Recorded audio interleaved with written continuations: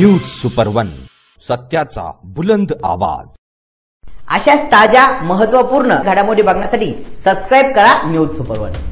श्रीरामपूर शहरातील श्रीराम तरुण मंडळाचे संस्थापक अध्यक्ष प्रतिष्ठित व्यापारी अशोक उपाध्ये यांच्यावर त्यांच्याच दुकानात 4 ते 5 गुंडांनी घुसून हल्ला केला।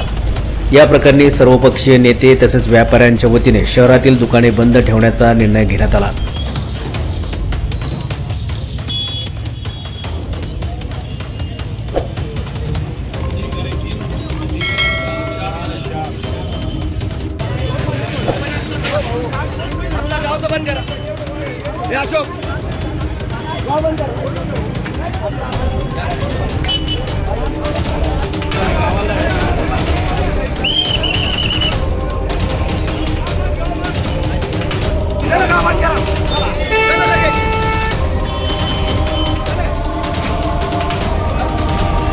शहरातील पोलीस स्टेशन येथे श्रीरामपूर शहरात सुरू झालेल्या गुंडागर्दी विरुद्ध पोलिसांना जाब विचारण्यात आला आहे। यावेळी सर्वपक्षीय नेत्यांनी त्यांना आलेला गुंडांचा अनुभव पोलिसांना कथन केला।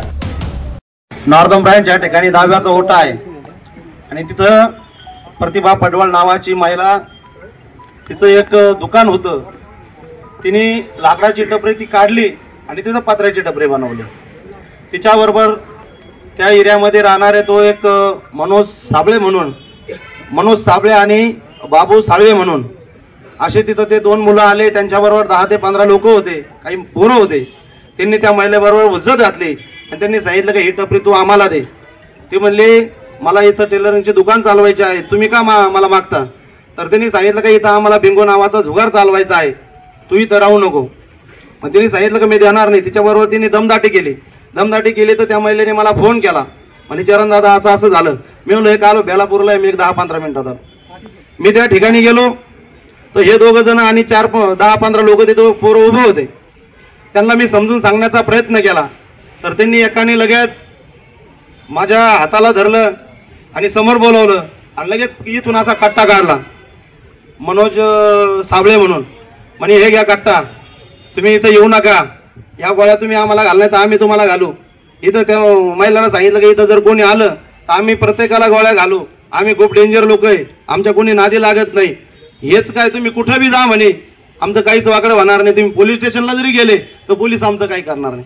म्हणजे अण्णा एवढी मोठी ताकद त्यांच्याकडे कुठवर आली। आणि मी त्यानंतर इथं आलो, मी साहेबांना सांगितलं, साहेब म्हणले ठीक आहे मी तिथं गाडी पाठवतो। पोलीस तिथं प्रशासन आले, 2 स्वतः साहेब आले। मी साहेबांना सांगितलं का त्या लोकांनी तिथं कब्जा केलेला आहे। रात्रीच्या वेळेस त्यांनी त्या महिलेला जाऊन दिलं आणि त्यांनी कधीतरी तिथं आले, ते दोन्ही कुलप त्यांनी कट केले कशाने तरी आणि त्यांचे स्वतःचे तिथं कुलप लावले। तिथं चर्चा झाली का हे आता आमचं दुकान आहे, त्यांनी तिथं पूजा अर्चा केली आणि हे दुकान आजपासून आमचं झालं। अण्णा मला सांगा, आमदार साहेब एखाद्याच्या घरामध्ये जायचं, कुलूप लावायचं, हे घर आमचं आहे, एखाद्याच्या दुकानमध्ये शिरायचं, हे दुकान आमचं आहे। आता अशोक भाऊंच्या संदर्भात सांगतो, यांच्या दुकानाला जर कुलूप लावलं त्यांनी म्हणायचं लगेच आमचं आहे, कोणाला तरी मध्यस्थी टाकायचं, पैसे मागायचं, हा प्रकार आहे अतिशय शहरामध्ये वाईट चाललेला आहे।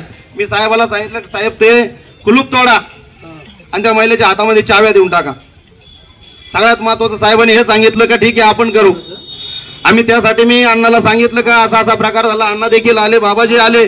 आम्ही सकाळी काल मी एनसी दाखल केला।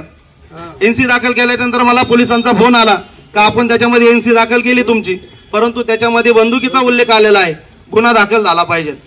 आणि म्हणून त्यांनी सांगितलं एनसी आता आपण कॅन्सल करू, तुम्ही उद्या सकाळीच या आणि आपण आरमॅक दाखल करू। म्हणून अण्णा आणि आम्ही सकाळी इथं आलो, परंतु इथं आल्याच्या नंतर साहेबांबरोबर चर्चा करत असतानाच तिकडून फोन आला अण्णाला का अशोक भाऊवरती हल्ला झाला। मग मी म्हणलो पहिले अण्णा आपण तिकडे जाऊ आणि नंतर येऊ।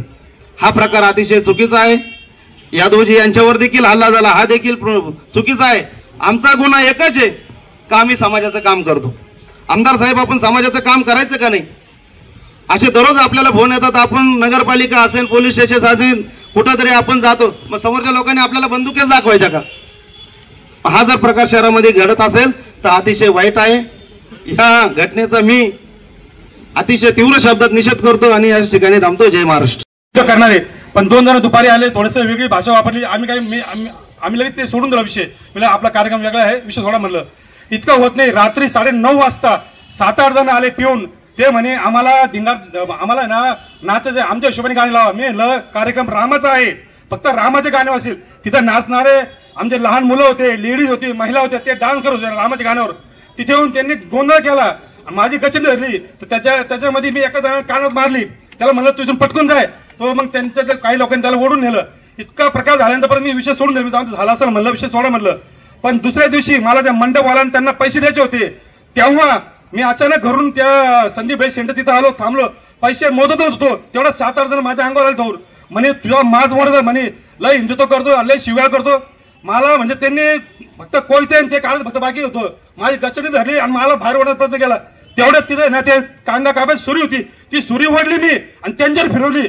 जशी मी सुरी फिरवली त्यांनी बाहेर गेले आणि मोठे मोठे दगड घेतले आणि माझ्या अंगावर मारले. त्यांनी माझ्यावर मारता मारता ते दगड त्या काचीवर लागले आणि काही माझ्या शेजारी त्याचा भाऊ होता त्याला लागला. मग ते म्हणे ते बंदूक काढ म्हणे, कोयते काढ म्हणे, याला इथे ठार करा म्हणे.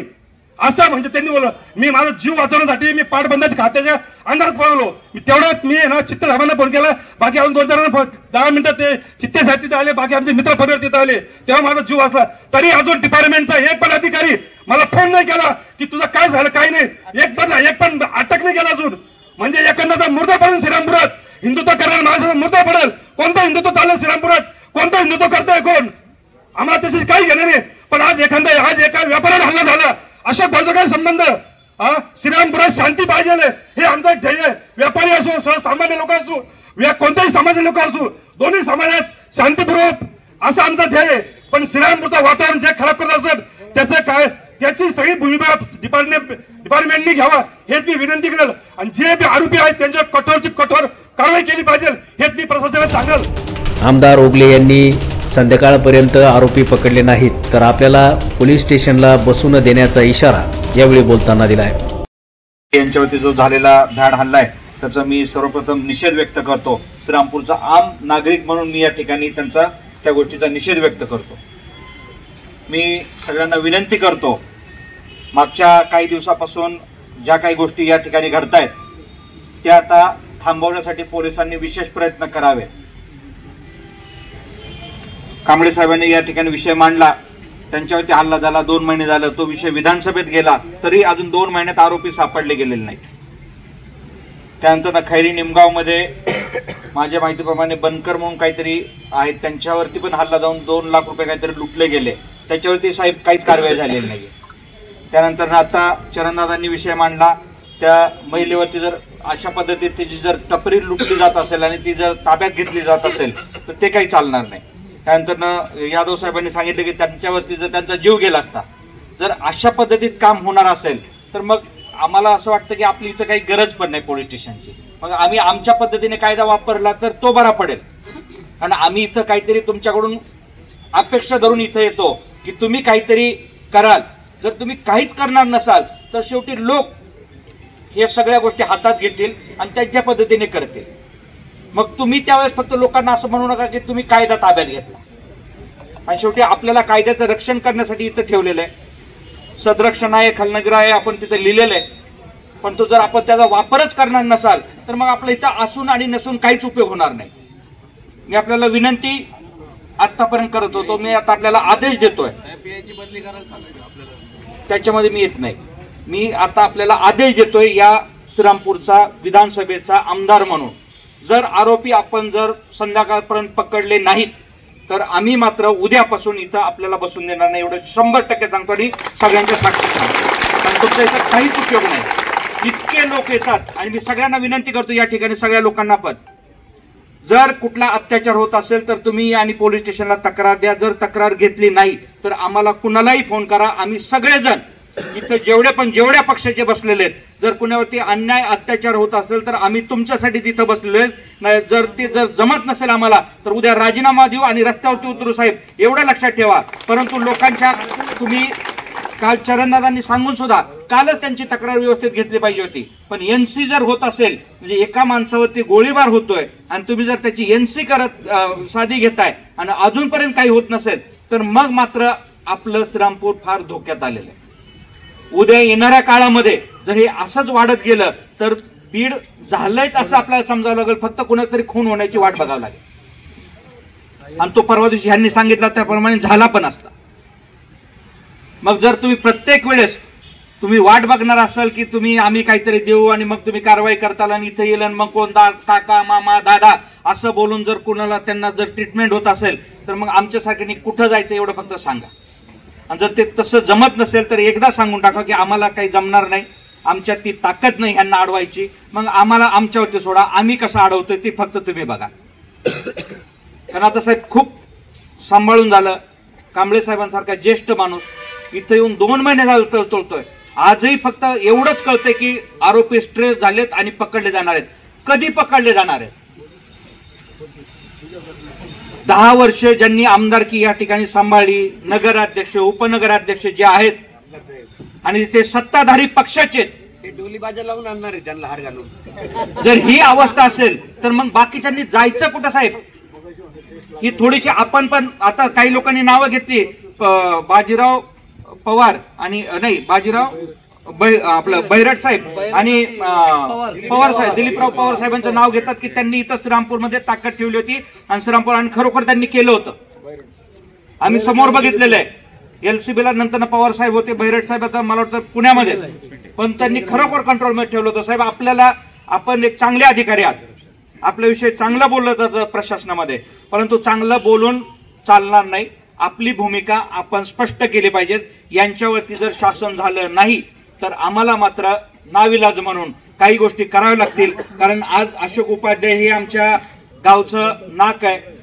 श्रीरामपूरचं प्रथम ज्यांच्या वडिलांनी श्रीरामपूर बसवलं, ज्या ठिकाणी श्रीरामाला आणून इथं बसवलं आणि श्रीरामपूर केलं, त्यांच्यावरती हल्ला म्हणजे या श्रीरामपूरातल्या प्रत्येक नागरिकावरती झालेला हल्ला आहे आणि तो सहन करून घेतला जाणार नाही. धर्माच्या नावावरती राजकारण करून जर हे उलटे पालटे उद्योग होत असतील तर ते जमणार नाहीत. आणि ते धर्माचं नाव घ्यायचं, काही 4-2 लोकांना गोळा करायचं आणि उलटे पालटे काम करायचं, ते चालणार नाही. आणि ते सगळ्याच पक्षाचे आहेत. उद्या यादव दादांना मारले ते भाजपचे, कांबळे साहेबांना मारले ते शिवसेनेचे, अशोक उपाध्याय साहेब मारले ते, त्यांना आज मारले ते पण सगळ्यात जास्त जर हिंदुत्वाचं काम करत असतील तर अशोक भाऊ उपाध्याय करतात आणि त्यांच्यावरती हल्ला केलेला आहे. जर अशा पद्धतीचे उलटे पालटे लोक करत असतील तर आम्ही खपवून घेणार नाही. प्रशासनाला विनंती शेवटची, त्यांनी याच्यावरती त्वरित कारवाई करून या आरोपींना जर अटक केलं नाही तर येणाऱ्या काळामध्ये जे काही होईल त्याचा पूर्ण जबाबदारी ही श्रीरामपूर पोलीस स्टेशनची असेल, एवढंच मी बोलतो. व आपल्या सर्वांना विनंती करतो की इथून पुढे जर आपल्या बाबतीत असं काही घडलं तर सगळ्यांनी या आणि केस द्या. जर केस नाही दिली तर आम्ही सगळेजण येऊ आणि तुमच्या प्रत्येकाच्या पाठीशी उभा राहू, एवढीच आपल्याला ग्वाही देतो व थांबतो. जय हिंद, जय महाराष्ट्र. यावेळी सर्वपक्षीय नेते, कार्यकर्ते, पदाधिकारी आदी मोठ्या संख्येने पोलीस स्टेशनला उपस्थित होते.